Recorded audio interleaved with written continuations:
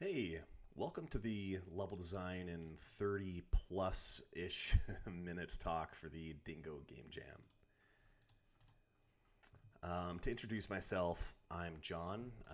I'll be one of the mentors at the Game Jam, so you'll probably be able to find me while we're there. A bit about myself before we get into it. I've worked as a level designer and quest designer for nearly 10 years, which is crazy to think about, on games like Assassin's Creed and Bioshock and some of the other ones there. And additionally, like many of you this upcoming weekend, I've participated in dozens of game jams. So, I really know what it's like to make something under pressure in a weekend. So, today I'm going to give a quick level design overview that hopefully you all can apply and use at the upcoming Dingo Game Jam this weekend. So, with a game jam, whether you're a seasoned veteran or it's your first time, it's important to remind ourselves that we're not building a 40-hour campaign, or for me in context of Skyrim, which is a screenshot, a 200-hour plus downloading a bunch of mods experience. But we're building something simple that ultimately anyone can pick up, understand fast, and enjoy right away. So, among other things, how do we do that? Well, I think one of the biggest ways to create something understandable and easily enjoyable is through level design. So, first question is, what is level design off the top? Well, level design is the craft of shaping the player's experience using space, goals, challenges, and pacing, and many other things. You're planning what the player sees, does, and feels, and making sure that it's always readable and engaging. And in very practical terms, basically we're just playing with Lego blocks and making sure that everything that you play with and put together makes sense and is fun. So how do we do that? Well, if you remember anything in this talk, remember three words. That's readability, flow, and intent. So to me, these are the sort of three pillars of level design. So to jump right into it, we have readability. Now, readability is ultimately, can the player instantly tell what's going on? Where am I? Where do I go? What can I interact with? And what matters right now?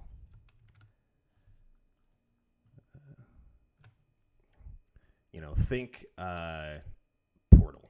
I think this is a great example where you walk into a room and without a pop-up or a tutorial, your brain goes, there's a button, there's a door, maybe you have the companion cube with you or in the room, and you can instantly connect the dots of what you need to do. That's ultimately level design doing the teaching for you. And one of the key things is, and an important word to learn, is that this room has good affordances. So things behave the way that you expect. The button opens the door. The cube can be picked up and thrown around. We've all had moments in games where, something looks usable, whether it's like an item, a ladder, a door, and you run up to it and nothing. That is a poor affordance and ultimately poor readability. Because, ultimately the level is lying to the player. It's lying to you about what's interactive. And an example here is, Ghost Recon Breakpoint. Now this is a personal one. A quick anecdote is, I played this game with my dad a whole bunch. It's a fun cooperative shooter. And there's one experience where we were searching around this huge enemy fort, and we're trying to break into it to extract something to complete a mission. And we were scouting it out. We saw where all the enemies were. We were planning out. We saw, all their positions and where they'd move to and from. And then we saw at the very back, we saw this ladder. And we thought, okay, if we can just go to the very back, sneakily climb that ladder, we can get into the base, complete the objective, and get out without anyone noticing. So we waited till night to fall. We put on our night vision goggles, and we very sneakily crept through and tried to execute this plan. Realistically, it took about three tries, and we kept dying, but we eventually got it. And when we got to that ladder, we could not climb it. We could not interact with it. And that completely broke our trust and broke our promise with this game and with this experience. And, even though I've had dozens of hours of fun with that game, I always think back to that memory.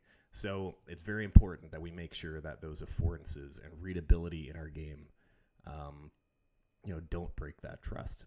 Well, so how can we do that among, the obvious of make sure ladders are climbable? Well, here's a few quick tips. So obviously, keep affordances clear. So that's that word I used. If it looks climbable, make sure that you can climb it. If it looks like a button, it should press and do something. In a jam, avoid anything that is sort of these maybe, wishy-washy things that don't have an objective. And if it isn't interactive, make sure that it's set dressing and in the back. Next, we make sure that we build the world with consistency. Now, when a player plays your game, you're basically making a contract with them. If something behaves inconsistently, that contract and enjoyment in your game will break. This includes really anything. Make sure that there's a consistent visual language for interactables. Make sure that traps have a consistent color. Make sure that you have consistent jump distance between two ledges. So make sure everything is consistent. Use feedback to confirm actions. So you never want an interaction to result in the player saying, "Did that work? What did I just do there?" You want to make sure that when you press a button, you have that cause and effect, pardon me. The button will click, the door will thud, a lever will clack. Even just like tiny little sound effects or VFX and particles or animations will go such a long way in providing that feedback for the player and that affirmation that they accomplished something. And lastly, we want to make the objective or goal clear and obvious. Within the first few seconds, ideally like within the first 10 seconds of gameplay, the player should know exactly what success looks like and how to achieve that. So whether it's we have an arrow in Mario Brothers, an arrow pointing to the right, or coins that they can go collect, or we show off in the distance in a 3D game our end goal. We just want to make sure that the player has a clear goal in mind for what they need to do and how to approach that. So our next pillar after readability is flow. Now, flow is kind of like, does it feel good to move through? A few little examples are like, is a space, moving between open big spaces to tight corridors, a fast moment to a slow moment, a safe space to a risky combat encounter. An example would be like in Doom, this is old school Doom. Probably many of you haven't played it, but even the modern ones still follow suit. The space is built for this constant motion and varied combat, and you go from these tight corridors into these big combat arenas. Another example would be like in Celeste, this is built for very rhythmic movement and these sort of moments of very safe to risky jumps and this sort of fast to slow sort of rhythmic movement. Now, with flow, you're kind of shaping this motion or rhythm on purpose. You're alternating between tight spaces and open spaces, fast and slow moments, safe and risky beats. So ultimately the player will never feel bored or never feel stuck or overwhelmed. You are a conductor in a video game orchestra, making sure that everything feels right. Now, how do we do that? How can we make sure that this all works? So a few examples, like I mentioned, alternate spaces. Don't make every room or space the same size. Give the player an open space to move and breathe, and then tighten it up and add some tension, add to something to focus on, then open it back up again. You can alternate tempo. So you might see a trend here. So have moments where the player can just go and run and jump and go crazy and try out and experiment things. And then moments to really slow down and maybe have to aim and do a snipe shot or, think and solve a puzzle. Even small changes in like a hallway or obstacle or enemy placement can change up this tempo. Alternate safety. So, mix a safe room with a bunch of enemies or danger. If every moment is dangerous, players will burn out. Versus, if nothing is threatening, players might disengage. So, adding a moment, a breather room, for example, or a reward room, a treasure chest or something after a really tough challenge or boss fight makes the whole level flow and feel much better. Lastly, my last tip would be to kill friction fast. So to me, ultimately, the easiest way to diagnose any potential issues with flow is for you yourself or to get a buddy or someone else to play your level. And I know that sounds obvious, but when you're in the middle of a game jam, or even for me, in the middle of working on a game,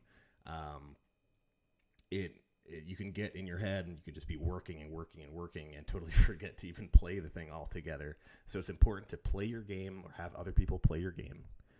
And just as you go, take note of, when are people getting lost?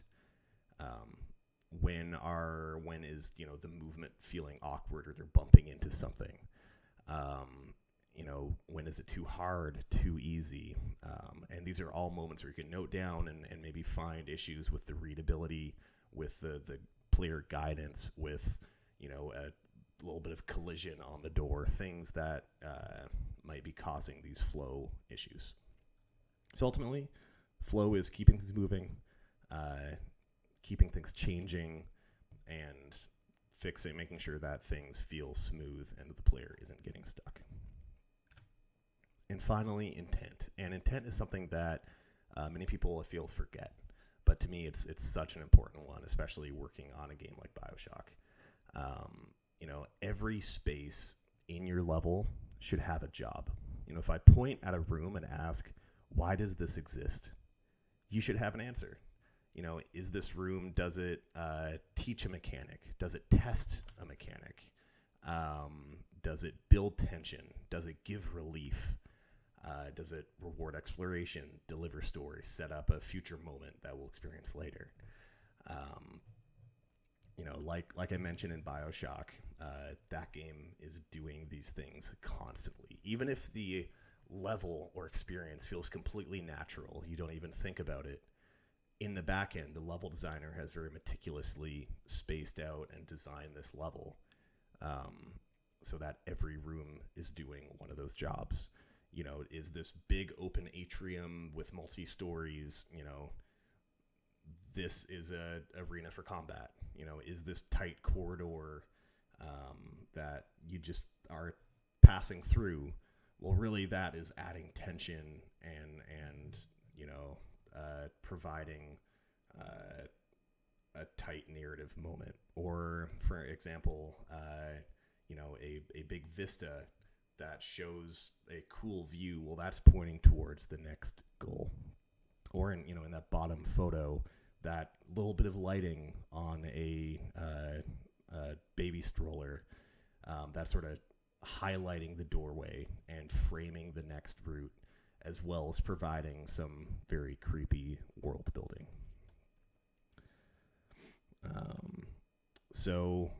What are some practical ways we can add intention and intent into our levels? Well, make sure that every space has a job. Like I mentioned, if a room doesn't change what the player learns, feels, or decides, it might not be helping your level in the long run. That's sort of a two for one, but that's sort of a practice that I try to do in anything I'm working on is to label every room with some kind of intention verb. I typically even sketch out on paper before I build something out I'd sort of just a really rough block out of all the rooms. And then I'd write down, is this room teaching me something? Is it testing something? Is it revealing something? Is it causing tension? Is it rewarding something? Is it providing breathing room? And it could be any verb. Is it adding a fight into the room or whatever it may be?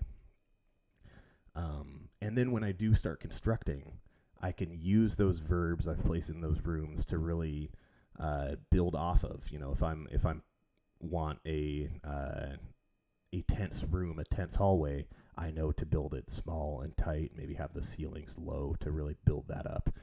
Versus if I want a breathing room, maybe I can build that space a little bit bigger, higher ceilings, add some loot, etc. to give the player a little bit more of a reward. And finally, make sure to cut filler rooms. And this is really important in a game jam as well. So if you find that a room does not have intent, is not serving a job, our time is limited, especially in a game jam, cut it. You don't need it. So just keep in mind, if it's not serving the game, if it's not serving the level, don't waste your time on it. Work on something better. So, all right. So those are the 3 pillars. We have flow, readability, intent. So now let's talk about something a little bit more practical. So this is something that's very important to me as well, is how do we guide the player through the level so it's clear, it moves smoothly, and it never wastes our time. So for me, that is guidance. Now, after working in level design for a long time, I've seen a paradox that come time and time again, where I've seen that players hate being told where to go, but they also hate being lost. So here's a selection of gamers. They're running around Whiterun for the 10th time, and they have no idea what to do. The important thing to remember is that players want to feel smart and never micromanaged. Now, unfortunately, a lot of modern games, even older games, they overload the player with UI and use that as a band-aid to point you towards the next objective.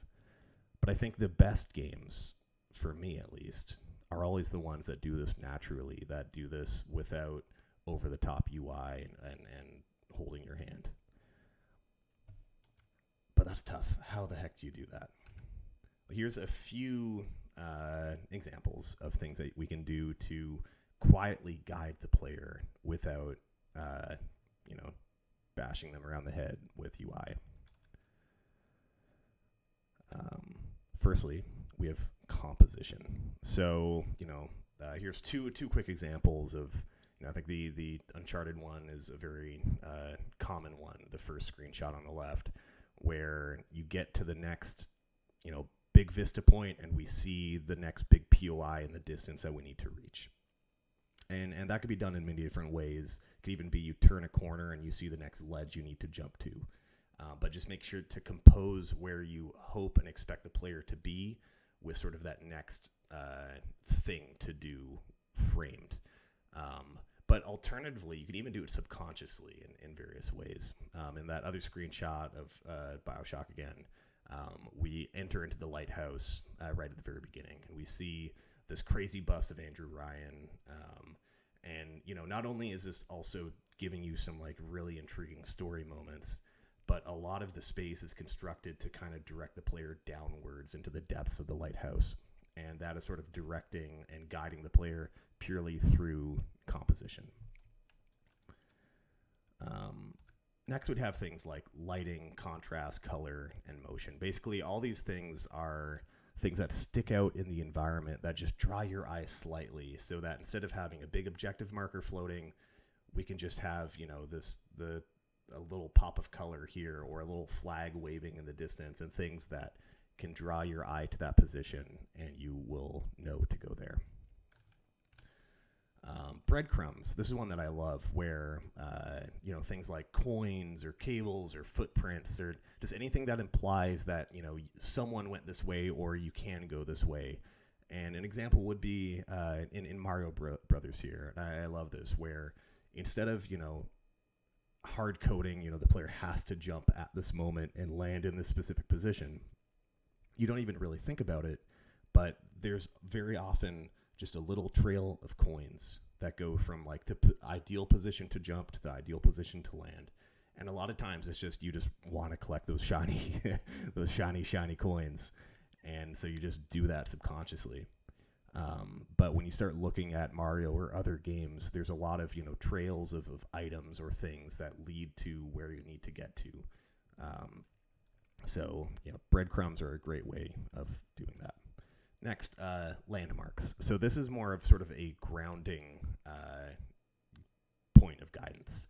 So something where in a game like Hollow Knight, where you're exploring almost this giant maze of rooms, it's important to have things that sort of ground the player to that location. And you can think, oh yeah, it was by that fountain I passed earlier. Even better in something like, Assassin's Creed, when you see something far into the distance, that giant tower, that giant statue, and you can say, oh, I want to get to that. And that is a perfect landmark. It's ultimately something that is memorable in an area that sort of grounds you in that location that you can either work towards or remember. And finally, another one are gates and keys, and this is something that you see in just about any game you play, especially one that I absolutely love, Legend of Zelda: Ocarina of Time. It's similar to landmarks where it kind of grounds you, and you remember, I saw that locked door earlier. That is remembered in your brain, and you know that when you find that key, you can go back there. And as you're going through the dungeon or the level, you're always thinking, okay, that chest, that door was 2 rooms ago, that door was 3 rooms ago, and that, again, will ground that location. Now, notice what all these things are doing. They're kind of keeping the player oriented so the level can maintain readability, preserve flow, and deliver that intent at the right time. Now, we've been talking about a lot of sort of high level theory, but how can we actually build this? So I sort of have a great way of sort of using these practices in a very repeatable, what I call a loop, and you can really plug any mechanic into. So building games with a loop.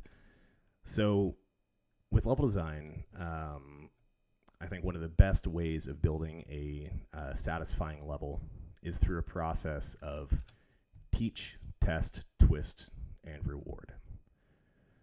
So if you're able to do this a handful of times in your level, this teach, test, twist, and reward flow, and I'll get into it in a minute, I think your levels will very often come up feeling intentional and well thought out. And one of my favorite examples of this loop is The Legend of Zelda: Breath of the Wild and the shrines in there.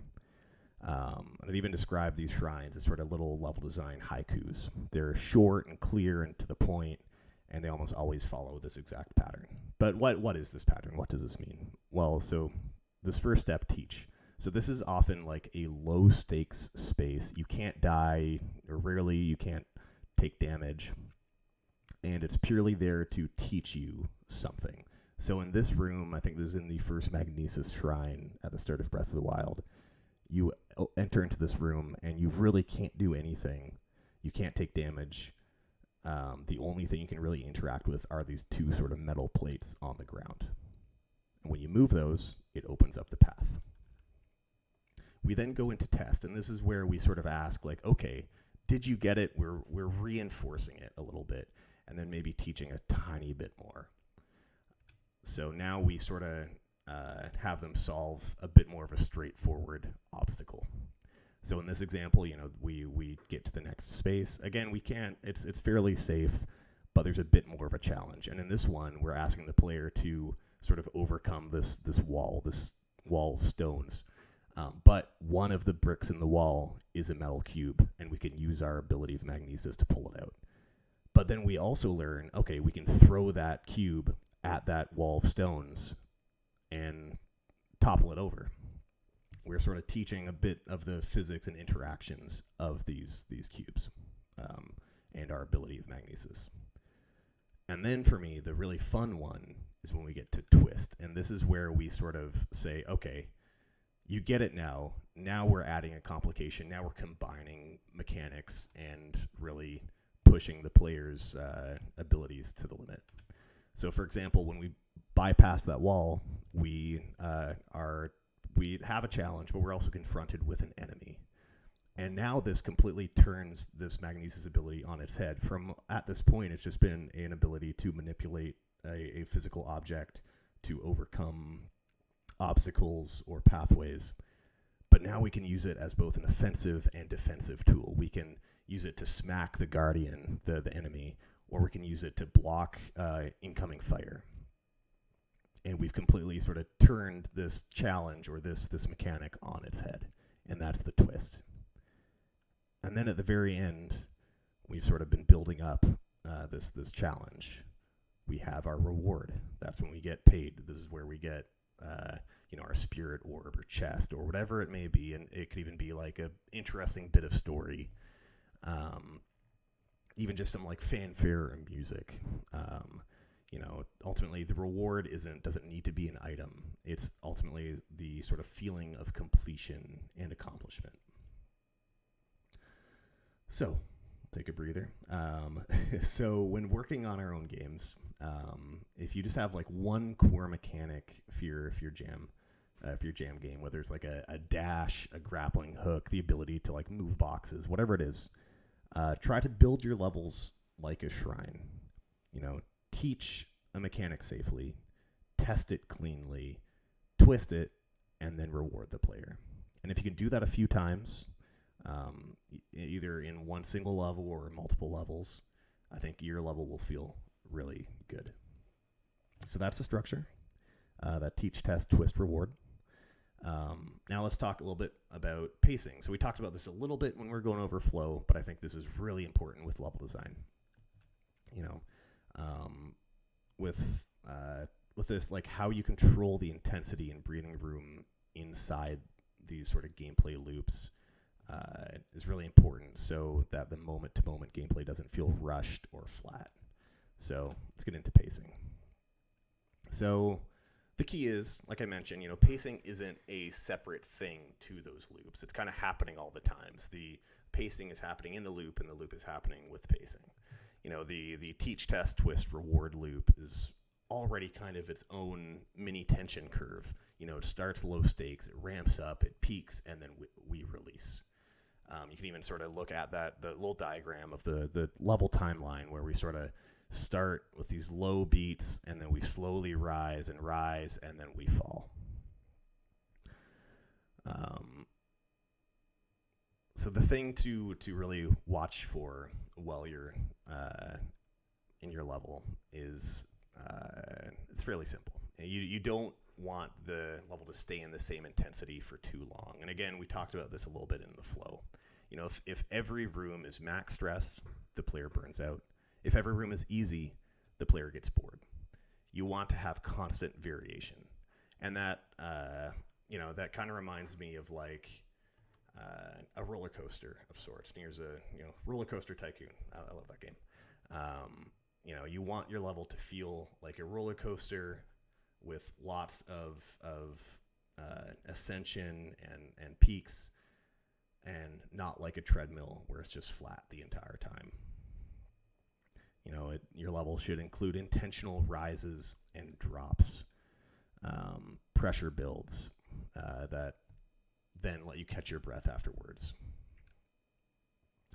And then, I've mentioned flow a few times. This is where it sort of connects back. Flow isn't only about movement feeling good. It's about that sort of intensity and rhythm feeling good. So when you're building your level or game, watch for two common problems: flat lines or constant spikes. Everything is sort of the same intensity for too long. Players get bored. Constant spikes. Everything is intense. Players get stressed out and burned out. But how do we fix this? Ultimately, after a hard moment, give release. And that release can be a checkpoint or a reward or a shortcut, just anything that can bring some calmness back after that difficulty spike. Something that I think does this very well is Resident Evil 2. Now, in Resident Evil 2, you're constantly balancing between these sort of puzzles and exploratory moments that then go into maybe you finish a puzzle or you loot an item, and then a zombie spawns right behind you, and it yells, and you freak out a little bit, and you're sort of the intensity and the pacing of the level is sort of growing and spiking and dropping and growing and spiking and dropping, but it's always going a little bit up and up. And then maybe after you defeat those zombies, and if you know, Mr. X runs through the door, or the wall, like the Kool-Aid Man. And at this point, sort of, we're at the peak. We're at that peak of the roller coaster when we're climbing. And, we're running away. It's super tense. We've used up all of our ammo. We have very low health. And then we find a save room, and we can finally breathe again. And when you have this right pacing and this right intensity, things just feel so, so good.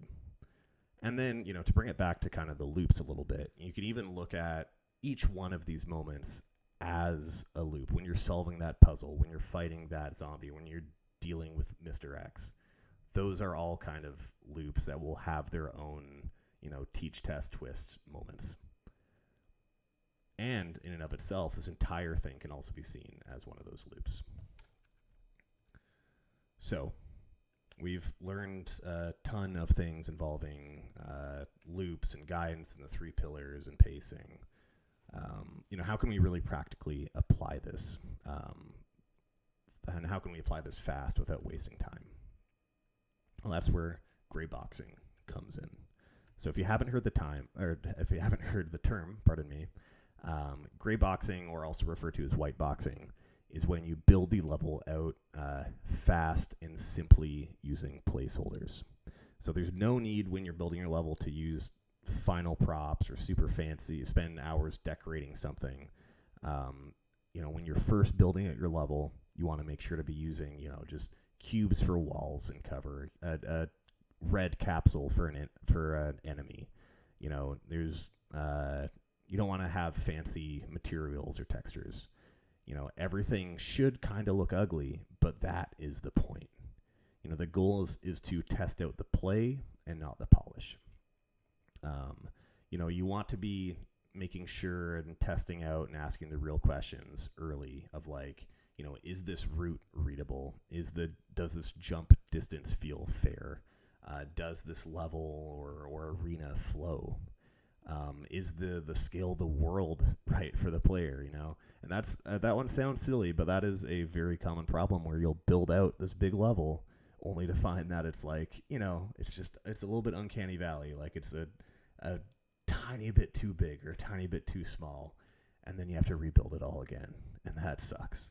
So when it comes to a game jam, I mentioned this before, always be playtesting. Playtest your own games. Playtest other people's games and give feedback, and be making notes. And as you're doing this, and as you're gray boxing your levels, you can be making all these tiny changes. And once you feel happy with where it's at, then you can add in those details. In this stage, you're just doing broad strokes, making sure everything feels about right. So that's been a lot. Next, let's just quickly go over everything, and we're almost done. We'll quickly go over everything and connect all the dots. So, what we've learned. So, a good level is readable. It has flow, and every space has intent. That's your foundation. We then use guidance to keep the player oriented. Tools like composition, lighting, landmarks, etc., to make sure that the player can actually experience what you've designed elegantly and cleanly. Next, we build the moment-to-moment gameplay using these simple loops. These teach, test, twist, reward loop. And you pace that loop by controlling the rise and release of intensity so it feels exciting instead of flat or exhausting. And finally, we make sure that everything actually works by gray boxing early and play testing constantly, because fun isn't something that we fun is something that we often just discover, and it's not something we can just assume and calculate on paper. And that is level design. So before we go, I'd encourage you all to take 5 minutes either now or before the game jam to do a quick little exercise.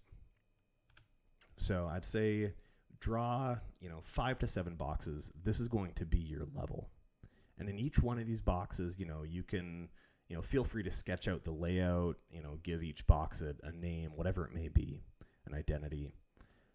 But basically, each one of these boxes is going to be a screen or a beat or a moment in your level.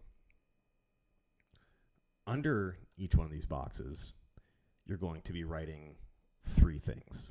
The intent, which can be sort of a verb that explains, what the intent is. Does it teach something? Does it test something? Does it twist something? Does it reward? Does it give a breather? Does it reveal something?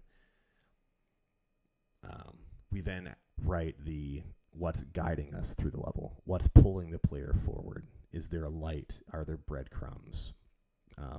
Etc. Then you can add an arrow up or down or a star if it's sort of the peak of the ascension of the pacing. But just what is this current intensity and pacing of this screen? And once you've done that, do a quick check. In the first screen, is it clear what the player has to do and where to go right off the bat? Because it's really important at the start of the game or start of the level that the player understands what to do and where to go within the first few seconds. Then in the middle boxes, do the intent verbs that we wrote and the pacing arrows, does that have real variation? Or is everything just kind of the same vibe? And then lastly, is the ending unmistakable? And I think this is really important in game jams, as you never want someone to play the game and get to the end and say, oh, is that it? Or, is that the ending? The ending should feel unmistakable. And I think it can be something as simple as just a screen that says the end or, a flagpole like Mario, but just something that feels unmistakable for the ending. Because ultimately with level design, we control what the player sees, what the player does, and how the intensity rises and releases. And, that at its core, that is level design. So thank you so much. I hope you learned something from this. But otherwise, go make something great. Good luck with the jam. And I hope to see many of you this coming weekend. Thank you.